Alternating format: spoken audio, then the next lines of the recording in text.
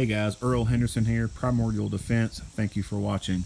I am at the gun range today, the beautiful Green River Gun Club, and there's nobody here. You're probably wondering, why is no one here at this huge range? And the answer to that is because it has been raining today. I have found that when it has been raining, it is raining, or it's about to rain, your typical gun owner is not going to come to an outside range. They prefer golf course like conditions, and I'm perfectly fine with that, because I've also found that those type of people who only want to come out during golf course conditions are the same type of people who only carry their gun in their glove box, or if they do carry a gun, they carry it without a round in the chamber. And I just really don't feel like hanging out with those people. So the perfect time for me to come out to the shooting range is when it's rained, it is raining, or it is about to rain. The reason for being at the range today is I've got a new gun. I picked up another Glock 17 Generation 3, and I am here to function test this gun before I put it in my carry rotation to make sure that it works and it's not going to have any type of malfunctions. Now you're probably wondering or thinking to yourself, but it's a Glock. Well, yes, it is a Glock. Glocks work even when they're broken, but it's a good practice to function test your weapon before you carry it. Not everything that comes from the factory is 100% good to go. Sometimes people in the factory screw up, or people mess with the gun itself and put stuff inside of it, aftermarket pieces, and they're just not good aftermarket pieces.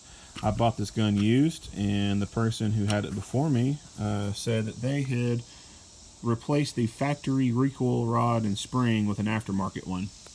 They said they fired 100 rounds or so through it, and the gun's fine. However, I'm the type of person who wants to verify things myself. I certainly do not want to get into a scenario where I have to use my gun, and when I pull it out, I get maybe 1 or 2 rounds off, and then the thing starts malfunctioning, and I am left in a gunfight with a $400 hammer. That would suck. So you should be, every time you buy a new gun, even if you buy it from the gun store and it's brand new in the case, you still need to go out and function test that gun by putting rounds through it. You need to make sure that it's going to work as advertised. When you go out and get your ammo, ideally you should be buying online. You get better pricing for it, and when you can save money when it comes to gun stuff, and allocate or put your saved money towards training, that's always going to be a plus. At this time of recording of August 2018, Walmart is selling these 200 round packs of Federal brass, just regular full metal jacket, for like $33. It's not the greatest deal in the world, but with some of the other, a couple of the other brands in there, it was one of the better prices. Their Winchester 150 round box they had, it was obviously a little bit cheaper than this, but it was still, you know, a decent price. I just like Federal. I used to use Winchester a long time ago. I just stopped using it, and this stuff works fine. I've used Federal ammunition in a lot of classes I've taken, and it's worked perfectly fine for me.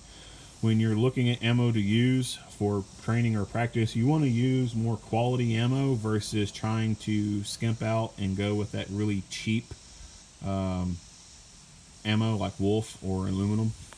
I'm not saying it's bad to use those, but for the purpose of today, when I'm function testing a new gun that I've never fired before, I'm wanting to put quality ammo through it, because if there's going to be a problem, I want to be able to know for sure that it's either the gun or the magazines that came with it, and it's not because I bought some crap cheap ammo and that's causing issues with the gun. So when you're function testing or you're going through actual good legit training courses, bring quality ammo with you. Now when you practice on your own and you're just going through the skills that you've already been taught and sharpening those up and keeping yourself fresh with it, yeah, it's fine to go with your cheaper ammo like your aluminum cased or your steel cased Wolf. I actually prefer to practice with crap ammo.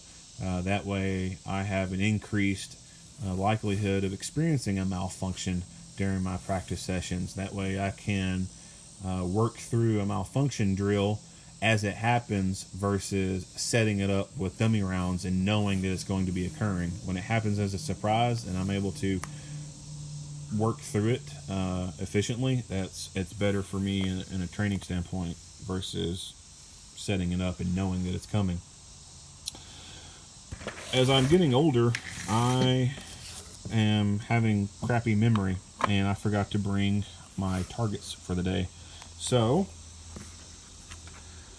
I found one of these in the trash can, and the person who shot this thing had only fired 5 rounds at it and threw it away.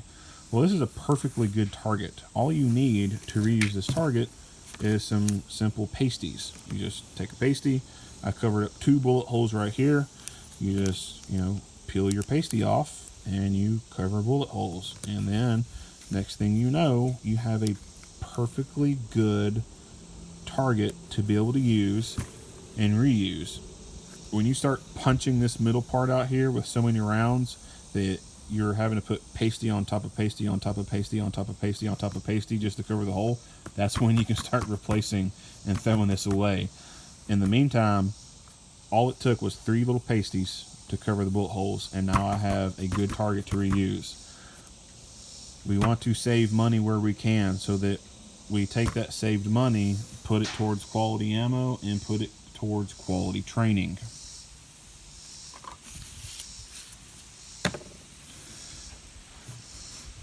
I've got this new gun because I'm wanting to retire my current carry gun. I've had this current gun since it's either May or April of 2007.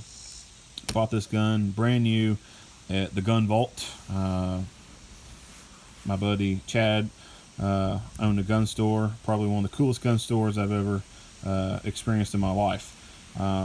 But this was my gun for the last decade. It's been through numerous classes. I've taught multiple classes with it. I've been plinking at the range. My buddy Fig, we've taken this thing, we've thrown it actually somewhere out in here before when it was really muddy out once. We threw it out there in the mud, took mud, threw it on top of it. I mean, we abused the crap out of this pistol, and it still works like a champ. From the day I bought it up until January of 2017, I had done nothing to this gun other than replace the sights with big dot sights and add a weapon light to it. Nothing else had been done on the inside as far as putting in aftermarket parts or polishing anything or replacing any parts. Everything that was in that gun up until January of 2017 was the same thing in it when I bought it back in 2007. And it had probably 10,000 rounds, if not more, through it. Like I said, I've taken multiple classes with this gun. Classes where you bring 1,000 rounds, no less than 1,000 rounds to them. I've taught classes with it, let students shoot it. I've gone to gun competitions with it, and just playing at the range, just having a fun range day or practicing on my own. It's literally had 10,000 rounds or more through it.